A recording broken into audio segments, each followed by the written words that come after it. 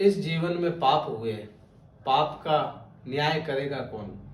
चाहे अनजान हुए, न्याय तो शनिदेव करेंगे, जिसको शनिदेव कहा जाता है, न्यायाधीश कहा जाता है। सूर्य पुत्र शनिदेव बहुत ही क्रूर माने गए हैं, लेकिन वो ऐसे हैं नहीं। जैसा अपना कर्म होगा, कर्म के फल जो देंगे वह शनिदेव हैं। शनिदेव की राशि पर हम बात करेंगे।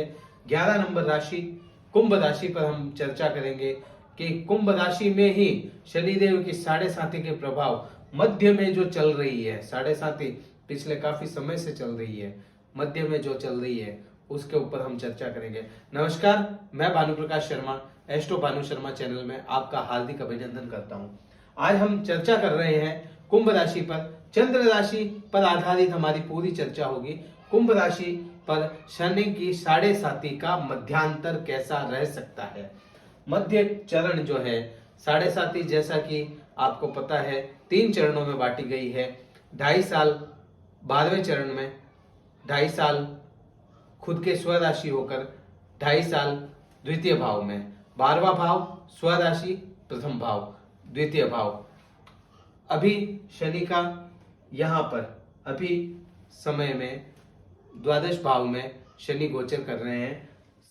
अपनी ही स्वराशि, अपनी ही स्वराशि से अपनी ही स्वराशि, मकर राशि भी शनिदेव को, कुंभ राशि भी शनिदेव को दी गई है, इसके स्वामी माने गए हैं।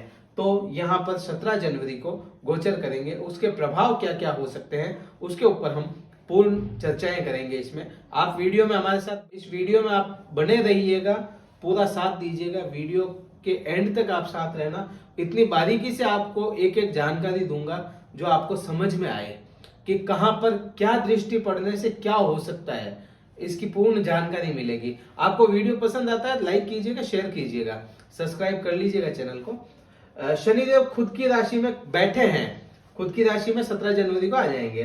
तो यहाँ पर लग्न में खुद की ही राशि में शनिदेव प्रभाव क्या देंगे? सबसे पहले जो भी अपन ने अपने कर्म हुए अपने हाथों से, उसका प्रभाव सबसे पहले खुद के ऊपर आएगा। यहाँ पर बैठने से, यहाँ पर कोई क्या कर रहा है उसका प्रभाव आप पे नहीं आएगा, आप खुद क्या कर रहे हैं उसके पूर्ण रूप के प्रभाव आपके ऊपर शनिदेव देंगे। यहाँ पर हो ये सकता है क्योंकि ये शनिदेव की राशि है। अगर कोई बच्चा घर का हो तो पहले उसको सजा मिलती है, अगर कोई बच्चा घर का हो तो पहले उसको समझाया जाता है। तो आप कुंभ राशि के जातक स्वयं भगवान शनिदेव के ही जातक हैं, शनिदेव के ही पुत्र पुत्री हैं। तो इसलिए आपको विशेष तौर से अपने कर्मों को सत्कर्म में लगाना पड़ेगा। तो यहाँ पर आपको प्रभाव, पाँव में तकलीफें आ सकती है, सीने में तकलीफ आ सकती है, पीठ में पीड़ा, विशेष तौर से स्वराशि जब शनिदेव होते हैं और आपके ही राशि में गोचर करते हैं तो वहां पर पीठ में, बैक साइड में कोई भी तरह की पीड़ा आपको झेलनी पड़ सकती है। मानसिक तनाव या सिर में कोई दबाव सा आपको महसूस हो सकता है। अगली दृष्टि की बात करते हैं। अगली दृष्टि आपकी शनिदेव की 3य भाव पर पड़ेगी। 3य भाव, यहाँ पर आपको एक चीज को नोट करना चाहिए। शनिदेव मंगल देव से मित्रवत संबंध नहीं है, किसी भी तरह से मित्रवत संबंध नहीं है, लेकिन मंगल देव शनिदेव को शांत करने के लिए जाने जाते हैं। अब 3य दृष्टि पड़ रही है आपकी 3य भाव पर। 3य भाव मेष राशि यहां पर पड़ रही है। मेष राशि का द्योतक जो माना गया है मंगल ग्रह को माना गया है, मंगल और शनि। अब मंगल पर दृष्टि पड़ेगी, शत्रु भाव पर दृष्टि पड़ रही है। तो शत्रु की दृष्टि शत्रु पर, जैसा सबको पता है कि वहां पर खराब हो सकती है। यहां से आपको नोट कर लीजिएगा पॉइंट।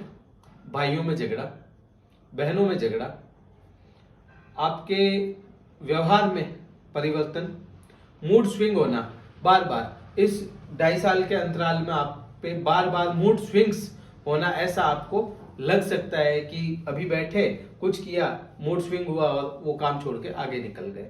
आपके प्रेजेंटेशन में बहुत फर्क पड़ सकता है। इस बार आपकी प्रेजेंटेशन डाउन हो सकती है। आपको ये मेरा डराने का मतलब नहीं है, लेकिन आपको ये इस बार ये पिछले 2.5 साल तो जैसे तैसे निकले, मान सम्मान में कमी आई होगी, लेकिन अब जो 2.5 साल है उनका विशेष तौर से आपको ध्यान रखना पड़ेगा। सब जगह अच्छी वीडियो मिल सकती है, लेकिन यहाँ पर आपको कड़वी बात लेकिन सच्ची बात अनुभव मिलेगी।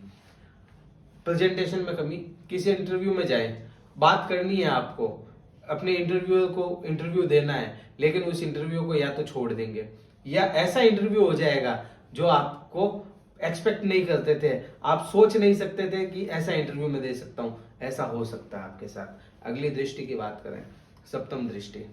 सप्तम दृष्टि सपोज हाउस पर आएगी, इसका मालिक सूर्य देव। अब जैसा सब जानते हैं, लगभग मुझे बताने की जरूरत नहीं कि सूर्य और शनि का भी मेल कहीं से कहीं नहीं बैठता है। एक दूसरे किनारे सौर मंडल में भी देखा जाए तो इस दृष्टि पड़ना यहाँ पर, तो पति पत्नी में आपसी तनाव, पति पत्नी में आपसी झगड़े, आपके जो पार्टनर हैं, साझेदार, व्यापार में ही सही, उनके साथ आपसी तनाव, उनके साथ झगड़े। यहाँ तक कि ऐसा भी देखा गया है सप्तम भाव पर जब शनि की दृष्टि पड़ती है, कुदृष्टि। हाँ, वो बात तो अलग हो जाती है कि मंगल या सूर्य आपके कैसे हैं लग्न कुंडली में, ये चंद्र कुंडली पर बात कर रहे हैं। लग्न कुंडली में अगर शनिदेव आपके बहुत अच्छे होते हैं और वो अच्छी जगह पर केंद्र में कहीं पर भी बैठ जाते हैं, केंद्र में बैठकर आपके किसी अच्छे ग्रह को देखें या उन पर कोई अच्छी दृष्टि पड़े, शुक्र की दृष्टि पड़ गई, तो बात और होती है। बाकी जनरल बात जो चंद्र कुंडली में होगी उसके हिसाब से ऐसा भी देखा गया है, पति पत्नी में तलाक तक की नौबत आ जाती है। तो उसका आपको विशेष तौर से ध्यान रखना पड़ेगा। कुछ उपाय आपको हम उपाय भी वीडियो में देंगे, उसका आपको उपाय कीजिएगा, आपको फायदा मिलेगा। अगली बात करते हैं दशम भाव पर। दशम भाव आपका कर्म क्षेत्र, नौकरी, व्यापार, फैक्ट्री, कुछ भी कर्म आप करते हैं, सत्कर्म करते हैं, आप कोई भी सत्संग करते हैं, आपने कोई दान पुण्य किया, वो भी आपका कर्म कहलाएगा।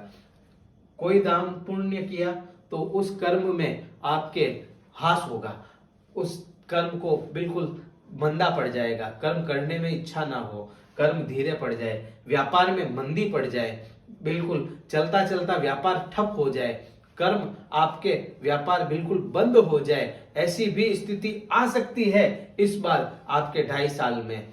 फिर भी आपको उपाय करने चाहिए, अपने ग्रह को मजबूत करना चाहिए। आगे की बात करते हैं हम, व्यापार, फैक्ट्री, इनकी बात हो गई। कर्मचारी आपके साथ जो काम करते हैं, जो भी साथ में काम करने वाले कर्मचारी हो गए, मित्रगण हो गए, आपके जो भी कलीग्स हो गए, उनके साथ आपको विशेष तौर से व्यवहार को अपना शांत रखना पड़ेगा, अपने ईगो को शांत रखना पड़ेगा। अपने ईगो को हर्ट अगर कोई आपके ईगो को करता है तो उसको एक बार तो ये सोच के छोड़िए कि नहीं, जाने दो, हम इस काम को आगे बढ़ाएंगे, तो आप इस 2.5 साल के टाइम को आगे बढ़ा सकते हैं। आगे अच्छा, शनिदेव अच्छे होते हैं तो यहाँ पे आपकी प्रेजेंटेशन भी सुधार सकते हैं।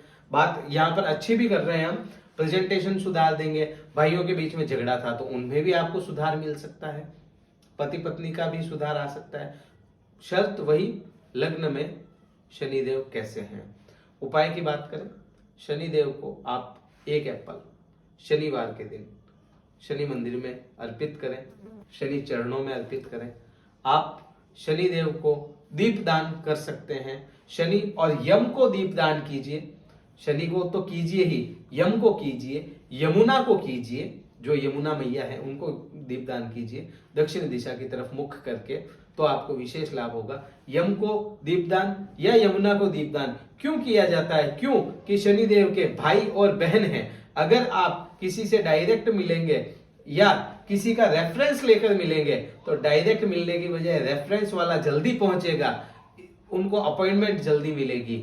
इसलिए यमुना और यम को भी आप दीपदान कर सकते हैं। आप चींटियों को भोजन की व्यवस्था करवाइए, पीपल के नीचे आप बैठकर योग कीजिए, आपको विशेष लाभ मिलेगा। इस वीडियो में हमने बहुत बारीकी से आपको जितना अच्छा हो सकता था समझाने की कोशिश की है। फिर भी आपको कुछ लगता है तो आप हमें कमेंट करके बताइएगा। जय हिंद, वंदे मातरम, भारत माता की जय।